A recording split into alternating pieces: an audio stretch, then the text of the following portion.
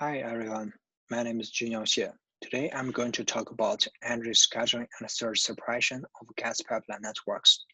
This work is collaborated with Lu Zhang, Professor Steven Dubravich, and Professor Bob Koch. We are from Department of Chemical and Materials Engineering and Department of Mechanical Engineering at University of Alberta. It's my great honor to be here to give this presentation.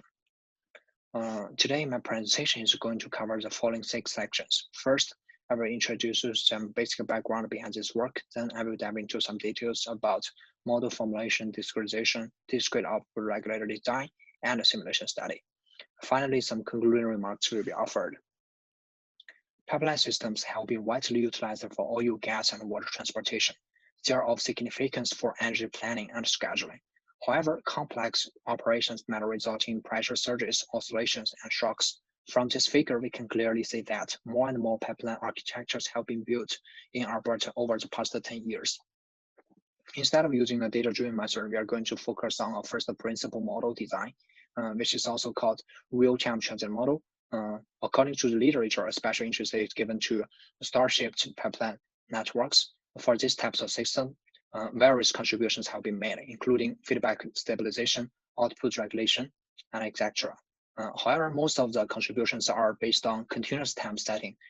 This work is going to focus on discrete output regulator design for reference tracking and disturbance rejection of gas pipeline networks. Stemming from general multi-inlet, multi-outlet architectures, we are going to focus on single inlet, multiple outlet architectures for simplicity. Based on the mass balance equation, momentum balance equation, and the equation of state for the ideal gas, we can formulate a first principle model to describe the flow dynamics. We also have the corresponding boundary conditions. It should be noted that we consider boundary control, boundary disturbance as well. In order to describe the dynamics at vortex joints, we simply neglect the pressure and the mass loss at this point, which leads to a simple algebraic relationship. In this work, we are interested in regulating a pressure point located at pipe 3 here.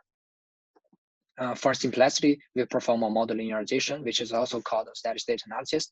The result is given in the figure. By using some PD techniques, we can formulate an abstract linear model in state space model.